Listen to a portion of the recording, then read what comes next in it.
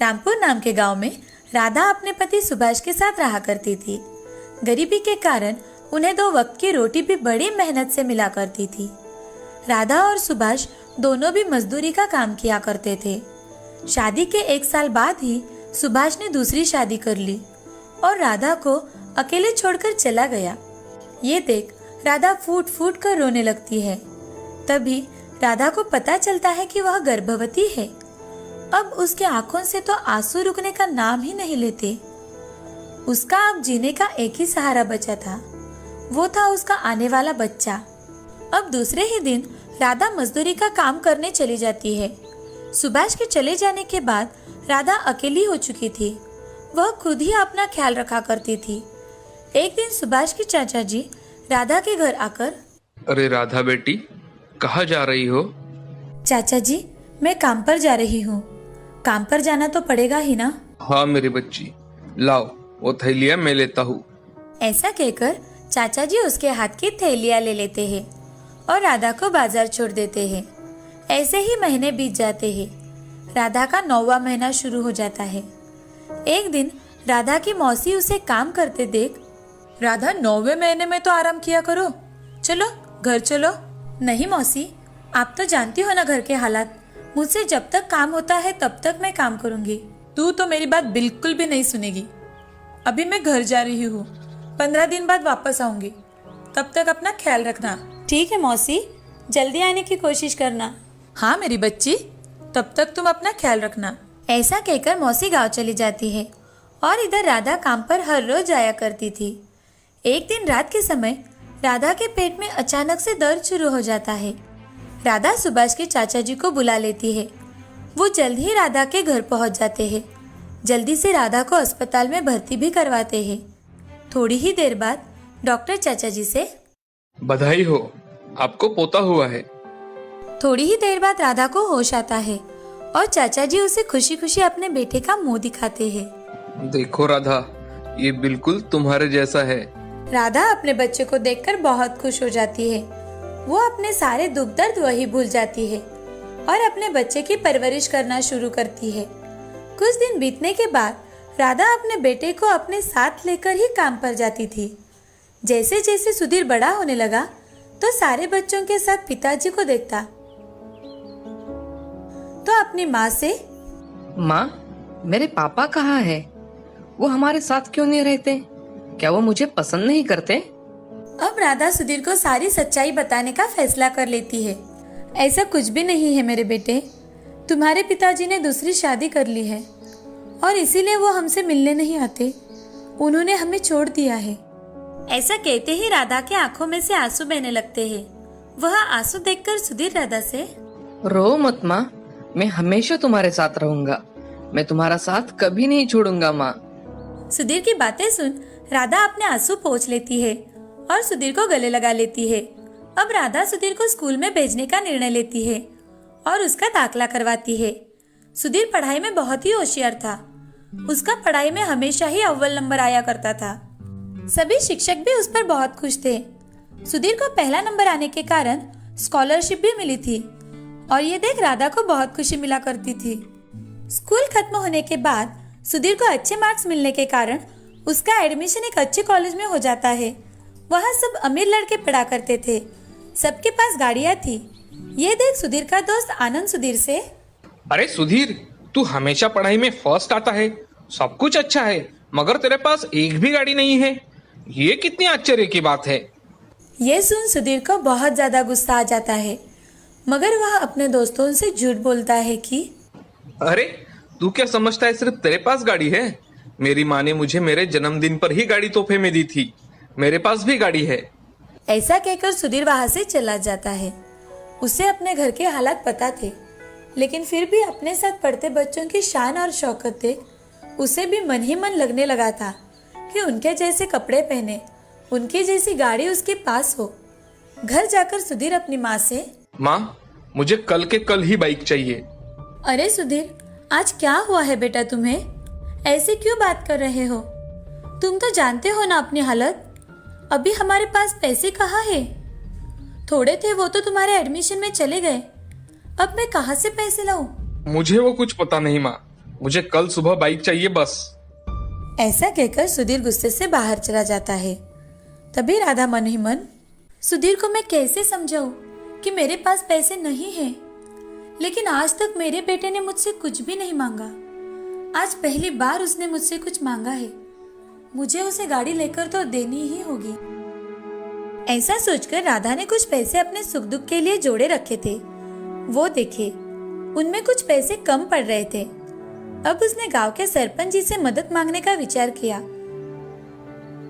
राधा सरपंच जी से, मालिक मुझे कुछ पैसे चाहिए थे, थोड़ी जरूरत है। कितने पैसे चाहिए थे तुम्हें राधा? एक गाड़ी आ जाए उतने ही पैसे चाहिए थे। मैं आपके पैसे थोड़े थोड़े करके चुकता कर दूंगी। गाड़ी सुधीर के लिए ठीक है, लेकिन राधा अगर नई गाड़ी लेने के बजाय तुम पुरानी गाड़ी खरीदोगी तो तुम्हारे पैसे बच जाएंगे। ये तो आपने बहुत ही अच्छा सुझाव दिया है मालिक। क्या आप मेरी मदद कर देंगे? ऐसा कहकर सरपंच जी राधा के हाथों में पैसे रख देते हैं और उसे गाड़ी खरीदने में भी मदद कर देते हैं। दूसरे दिन सुबह सुधीर उठते ही राधा उसके हाथों में गाड़ी की चाबी रख देती है।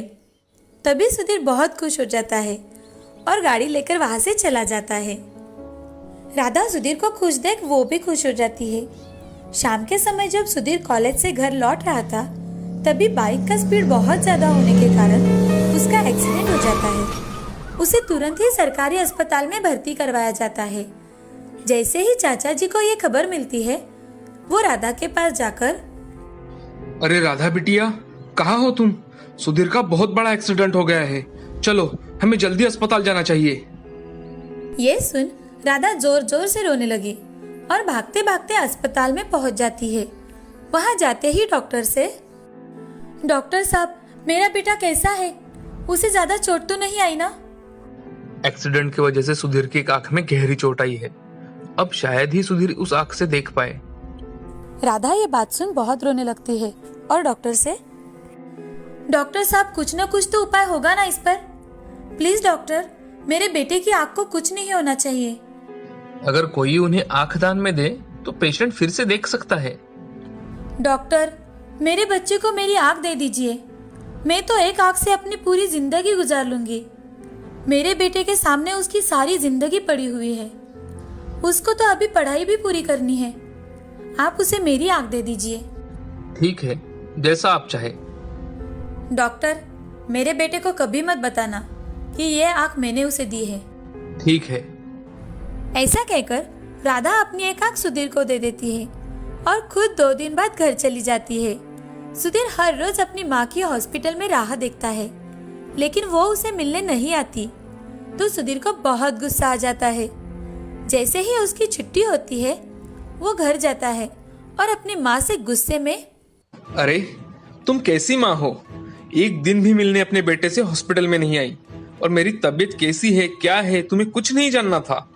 भला हो उस औरत का जिसने मेरा बिल भर दिया। और दादाजी आते थे हॉस्पिटल में तो अच्छा लगता था। आपके बारे में पूछो तो कोई कुछ ना कहता। बेटे, मेरी कुछ मजबूरी थी। आखिर तुम्हारी ऐसी कौन सी मजबूरी थी माँ? भगवान तो तुम्हारी जैसी माँ किसी को ना दे। सुधीर इतना ज्यादा गुस्से में था कि उसने अपनी माँ की ओर देखा भी नहीं। उसकी ओर देखे बिना ही वो शहर चला गया अपनी बाकी की पढ़ाई पूरी करने के लिए। राधा की आंख में से आंसू निकलने लगे। वो इतनी जोर जोर से रोने लगी कि उसे समझ में नहीं आ रहा था कि अब क्या किया जाए। तभी सरपंच जी पैसे मांगने वहां आते हैं। राधा, मेरे पैसे कब लौटाने वाली हो? सरपंच जी, मुझे कुछ और दिनों की मोहलत दे दीजिए। मुझ अभागे पर इतनी दया कर दीजिए। ठीक है, मैं तुम्हें 1 महीने की और मोहलत देता हूँ। धन्यवाद सरपंच जी, मैं आपकी बहुत आभारी हूँ। सरपंच जी वहां से चले जाते हैं। ये सारी बातें सुधीर को पता ही नहीं थी कि आखिर उसकी माँ ने उसके बचपन से लेकर आज तक उसके लिए क्या किया है। कुछ साल बीत जाते हैं। अब सुधीर अफसर बन गया था, लेकिन अपनी माँ पर इतना ज्यादा गुस्सा था कि अपनी माँ से एक बार भी नहीं मिलने आया था। राधा पर मजदूरी करके सरपंच जी के पैसे लौटाने की नौबत आ गई थी। अब राधा बहुत थक चुकी है।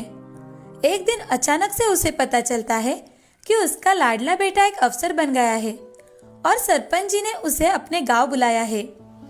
वह दौड़कर वहां चली जाती है वहां जाते ही राधा मन ही मन, कितने साल बीत गए, अब मेरे बेटे का गुस्सा भी चला गया होगा।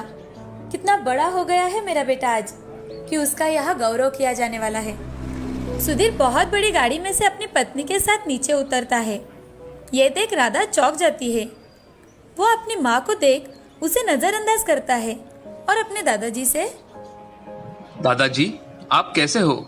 सब कुछ कुशल मंगल तो है ना? हाँ ठीक हूँ बेटा। और ये क्या बेटा, तुमने शादी की और हमें बताया भी नहीं? सुधीर मुस्कुराकर वहां से जाने लगता है। तभी राधा उससे बात करने के लिए आगे जाती है तो सुधीर सरपंच जी के साथ स्टेज पर चला जाता है।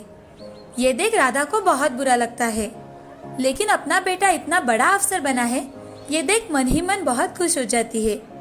ये सारी बातें चाचा जी दूर से देख रहे थे और कुछ वक्त बाद चाचा जी सुधीर से, सुधीर कोई अपनी माँ के साथ ऐसा करता है क्या? वो मेरी माँ कहने के लायक नहीं है दादाजी। वो मेरे बारे में अच्छा नहीं सोचती, सिर्फ खुद के बारे में सोचती है। भला ऐसी कोई माँ होती है? सुधीर कोई अपनी माँ के साथ ऐसा करता है क्या? वो कितने दिन से तुम्हारी राह देख रही थी दादाजी। उसके लिए तो मैं हॉस्पिटल में ही मर गया था, जहाँ वो मुझे देखने तक नहीं आई। ये सुन राधा फूट फूट कर रोने लगती है। तभी चाचा जी सुधीर को एक जोर का थप्पड़ लगाते हैं और सारी हकीकत बताते हैं। सुधीर राधा तुमसे मिलने नहीं आ पाई क्योंकि उसने तुम्हें अपनी आंख डोनेट की थी। अगर वो ऐसा नहीं करती तो तुम जिंदगी भर के लिए एक आंख से अंधे हो जाते। ऐसी माँ नसीब वालों को मिलती है सुधीर, तुम्हें तो इसकी कोई कदर नहीं है। कभी अपनी माँ से पूछा कि आखिर उसके आंख को क्या हुआ है? सुधीर चाचा जी की बातें सुनकर चौंक जाता है और भागते हुए अपने माँ के पास आता है। अपने माँ के पैर पकड़कर माफी मांगता है।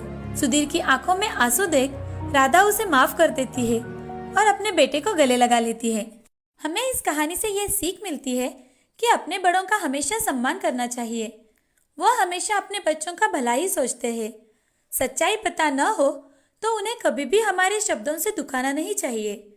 हमारी जिंदगी में माँ का स्थान अमूल्य होता है।